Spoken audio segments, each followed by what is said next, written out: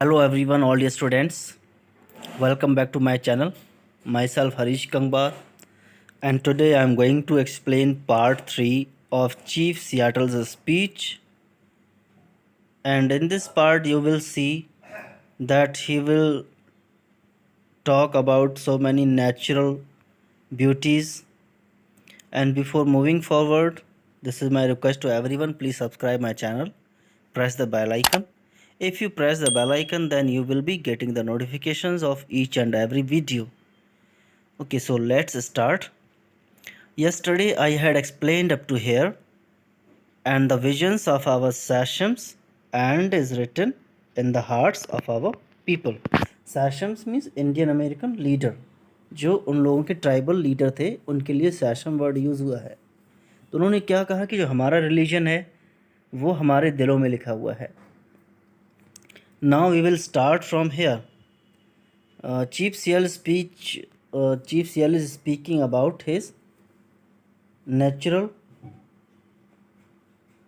Your dead cease to love you. यहाँ पर उन्होंने अमेरिकन लोगों के जो वाइट पीपल हैं उनके बारे में लिखा है, your dead cease to love you and the land of their nativity as soon as they pass the portals of the tomb and wander away beyond the stars.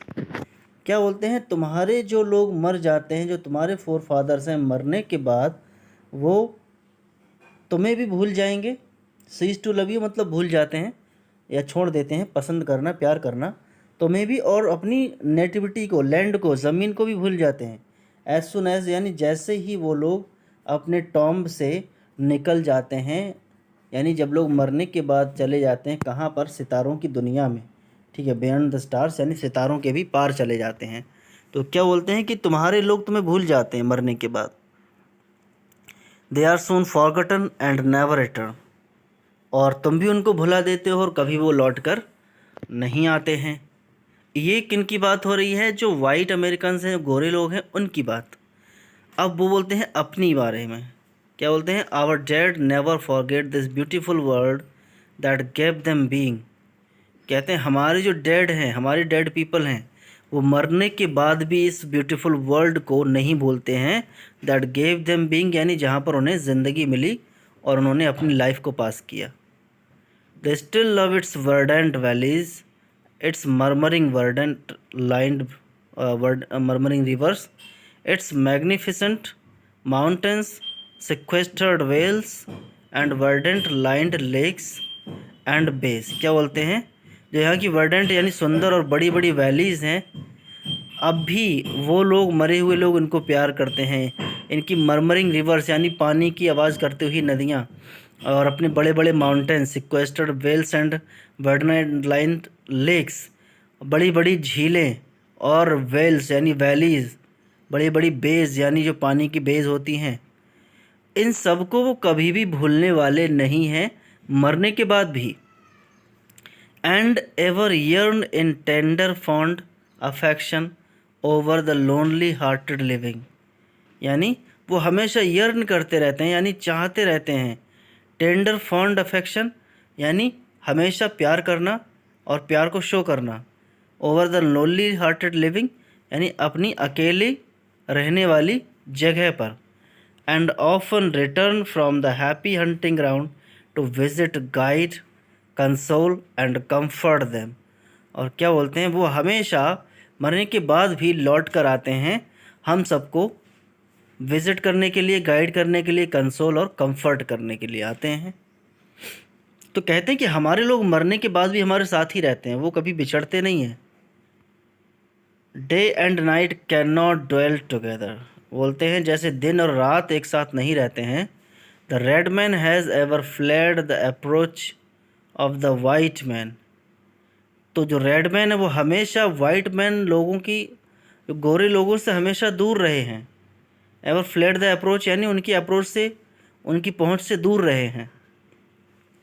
As the morning mist flees before the morning sun, morning mist यानी सुबह को हल्का हल्का कोहरा या जो आसमान में मिस्ट होती है, पानी की धुंध होती है, या ओस पड़ी हुई होती है। जैसे सूरज निकलने पर ओस गायब हो जाती है, वैसे ही वाइट लोगों के आने से जो रेड इंडियन थे, जो हमारे लोग थे, वो धीरे धीरे कम होते चले गए, उनकी तरफ से भागते हुए चले गए।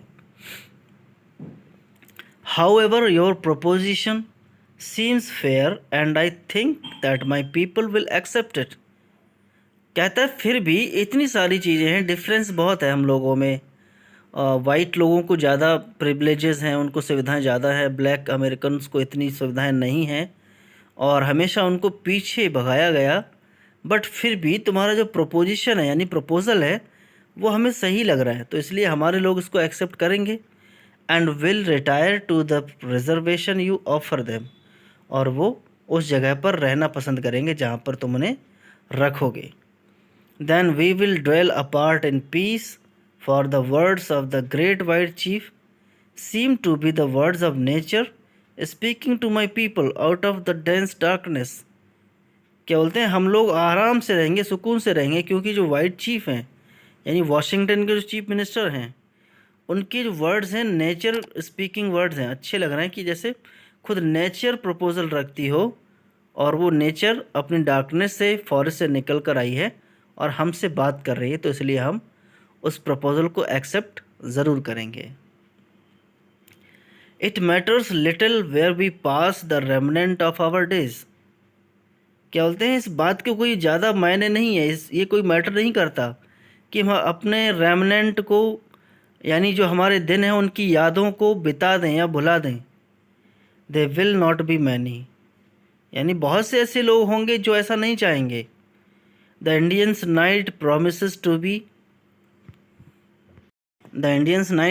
To be dark. क्या बोलते हैं कि जो हमारे रेड इंडियन हैं, काले लोग हैं, उनकी नाइट हमेशा अंधेरी ही होती है, रात में अंधेरा होता है। Not a single star of hope hovers above his horizon. और जो हमारे काले लोग हैं, रेड इंडियंस हैं, इनके ऊपर कभी भी एक सिंगल तारा भी नहीं चमकता है आसमान में, यानी हम लोग को ज़्यादा सुविधाएं नहीं मिलती हैं।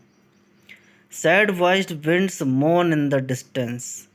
और हवाएं भी इस तरह से चलती हैं जैसे वो सैड हों और मोन यानी रोती हों।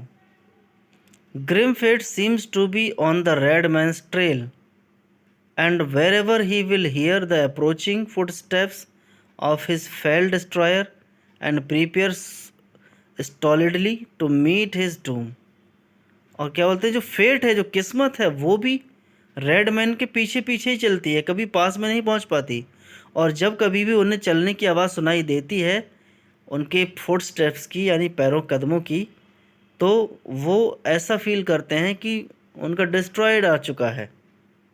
And prepare stolidly to meet his doom, और वो अपने डूम यानी विनाश से मिलने के लिए, लड़ने के लिए तैयार हो जाते हैं। As does the wounded doe that hears the approaching footsteps of the Hunter.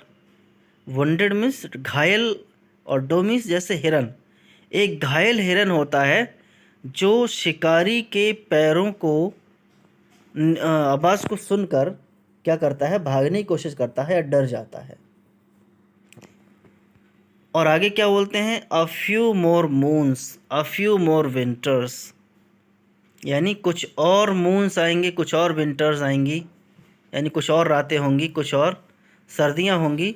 And not one of the descendants of the mighty hosts that once moved over this broad land और lived in happy homes protected by the great spirit. और क्या बोलते हैं, जो mighty hosts हैं, powerful लोग हैं, जो कभी मूव करते थे इस ब्रॉड ज़मीन पर, बड़ी सी ज़मीन पर, और खुशी खुशी रहते थे, और वो अपनी ग्रेट स्पिरिट से प्रोटेक्टेड रहते थे, यानी अपनी आत्मा से।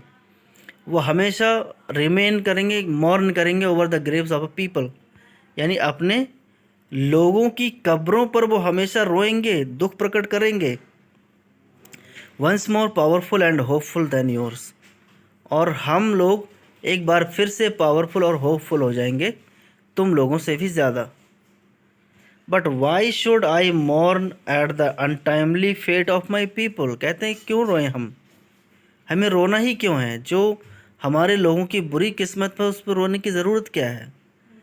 Tribe follows tribe and nation follows nation, यानी ट्राइब ख़त्म होती है दूसरी ट्राइब आती है, ठीक है।